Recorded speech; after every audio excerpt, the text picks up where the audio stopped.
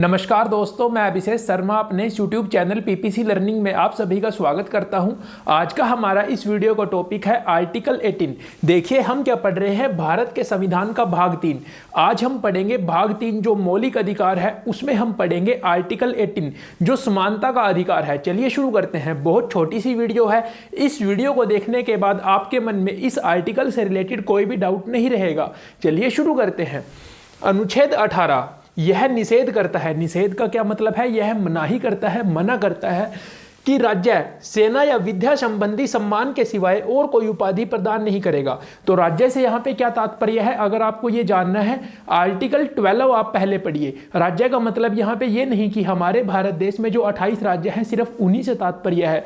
राज्य में यहाँ पे क्या क्या आ जाता है, प्लीज एक बार आर्टिकल 12 जरूर पढ़िए। उसका लिंक मैंने डिस्क्रिप्शन बॉक्स में दे दिया है। 3 या 4 मिनट की वीडियो है। चलिए कि जो राज्य है, जो हमारा भारत देश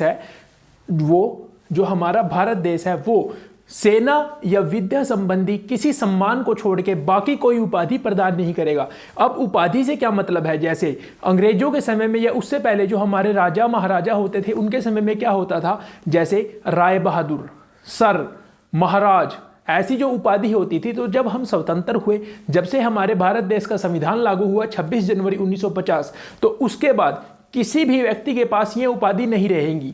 ठीक है, तो इसका यही है अनुच्छेद 18 उपाधियों का अंत, कि किसी के पास अगर ये उपाधियां हैं तो उनका अंत हो जाएगा। और फ्यूचर में कि 1950 के बाद हमारे भारत देश में किसी भी व्यक्ति को ये उपाधियां नहीं दी जाएंगी। लेकिन यहाँ पे मैंने जैसे आपको बताया, सेना या विद्या संबंधी सम्मान दिए जा सकते हैं। जैसे आप देखते हैं हमारे भारत देश में भारत रत्न दिया जाता है सैनिकों को, हमारे भारत देश के सैनिकों को परमवीर चक्र, महावीर चक्र, या फिर जैसे हमारे भारत देश में जो नागरिक सम्मान है जैसे पद्म भूषण, पद्म विभूषण, ये तो दिए जाते हैं। तो ये यहाँ पे क्या है, सेना या विद्या को छोड़कर अन्य कोई भी उपाधि जैसे राय बहादुर, महाराजा, सर, ये उपाधियां नहीं दी जाएंगी। तो बिल्कुल सिंपल सी बात है, आप समझ गए होंगे। अगला पॉइंट, भारत का कोई नागरिक, नागरिक से जैसे हम एक भारत के नागरिक हैं, मैं भी भारत का नागरिक हूं, आप भी भारत के नागरिक हैं। तो भारत का कोई भी नागरिक किसी विदेशी राज्य से कोई उपाधि प्रदान नहीं करेगा। मतलब कि अगर कोई बाहर के देश से आप उपाधि प्रदान नहीं करेंगे, क्योंकि आप भारत के नागरिक हैं, तो आप कैसे उपाधि प्रदान कर सकते हैं? तो ये बात आप यहाँ पे समझ गए होंगे कि आप किसी दूसरे देश से कोई भी उपाधि नहीं ले सकते।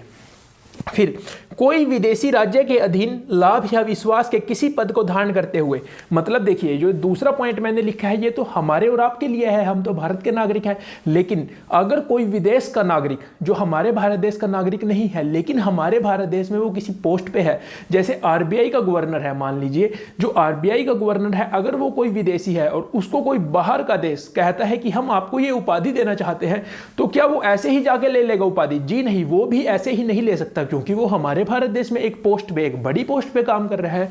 तो अगर यहां पे वही लिखा हुआ है कोई विदेशी राज्य के अधीन लाभ या विश्वास के किसी पद को धारण करते हुए, कि जैसे मैंने एग्जांपल दिया आरबीआई का गवर्नर है, तो हमारे भारत देश में वो एक पद पे है इस समय।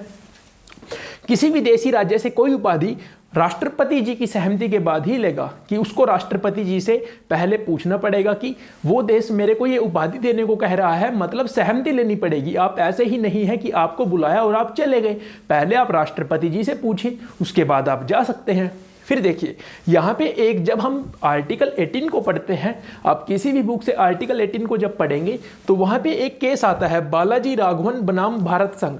ये 1996 का केस है। तो इसमें क्या कहा गया था कि देखिए जो समानता का अधिकार है, इसमें जो आर्टिकल 18 है इसमें कहा गया है कि कोई भी उपाधि नहीं दी जाएगी। तो इसमें जो राष्ट्रीय पुरस्कार है इनकी वैधता को चुनौती दी गई थी कि ये बंद होने चाहिए, क्योंकि ये समानता के विरुद्ध है। आर्टिकल 18 में कहा गया है कि कोई भी व्यक्ति, उसको कोई भी उपाधि नहीं मिलेगी। और जिन व्यक्तियों के पास पहले अंग्रेजों के समय में जो उपाधियां थी उनका अंत हो गया, तो अब आप ये जो राष्ट्रीय पुरस्कार दे रहे हैं, सरकार को बोला गया ये गलत है, ये बंद होने चाहिए।